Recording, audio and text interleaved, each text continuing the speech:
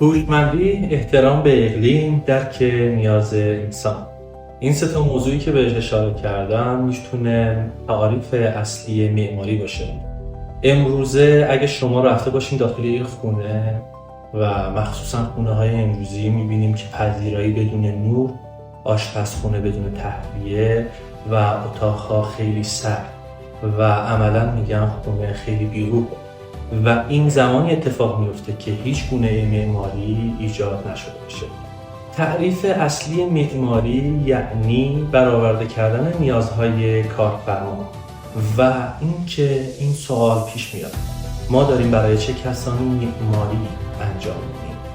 افراد ساکن در خونه چه کسانی هستند؟ از بچه بگیر تا افرادهای میانسال و همچنین کهنسال. هر کدوم از این افراد نیازهای خاص خودشون دارن که متحول میشه به معمار و معمار باید این نیازها رو برآورده کنه.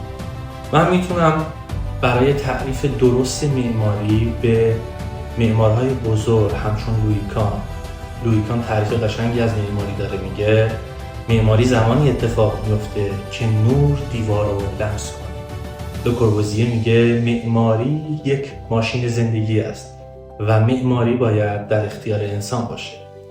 همچنین معمارای داخلی ایران، حسن فتحی میگه معماری یعنی آمیخته شدن روح و فرهنگ در یک گروه.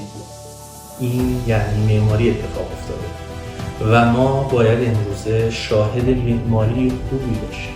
متاسفانه امروزه خیلی از بسازبفروش‌ها فکر میکنن با ایجاد خیلی فضاهای شیک، نماهای مدرن و شیک تونستن معماری رو ایجاد کنن، ولی هر وقت ما بتونیم تزیینات رو از معماری بگیریم و چیزی بمونه که آدم بتونه تو اون زندگی کنه، یعنی معماری اتفاق افتاده.